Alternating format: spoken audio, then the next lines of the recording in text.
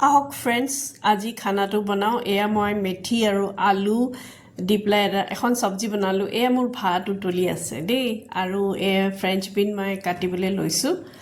আৰু মচুৰ দাইল অমিতা দি পেলাই এখন দাইল বনালোঁ এইখন মোৰ মেথি শাক আৰু আলু ভাজিখন হৈ গ'ল আৰু এয়া বেচন এই চাৰিটাকে মই এতিয়া মোৰ ওচৰত এইকেইটাই আছে এইকেইটা মই সেইখিনি মিলাই পেলাই এই সমান পৰিমাণে আপোনালোকে মিলাই পেলাই আটা ৰুটি বনাই খাব পাৰিব এই বজাৰৰ পৰা যে মাল্টিগ্ৰেইন আটাটো যে আহে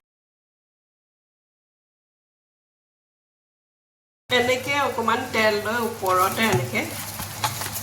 দি দিলোঁ এইখন চাওক মাল্টিগ্ৰেইনৰ আটাৰ ৰুটি অকণমান চাইডটো অকণমান হেৰি হয় তেতিয়াও মানে ঠিকেই হয় খাব পৰা হয় আৰু এইখন মোৰ মাল্টিগ্ৰেইন আটাৰ ৰুটি হৈ গ'ল আৰু এয়া মই ঘি লগাই দিলোঁ আৰু মই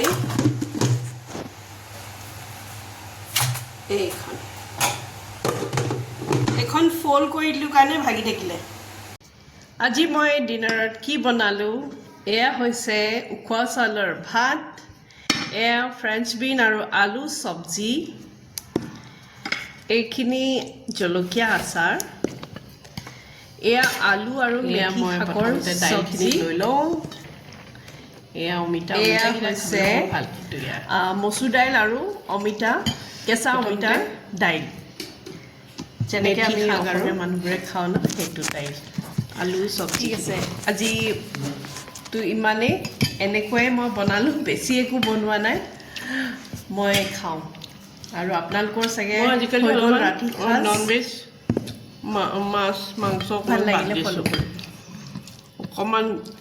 খিনাই লওঁ তাৰপিছত খাম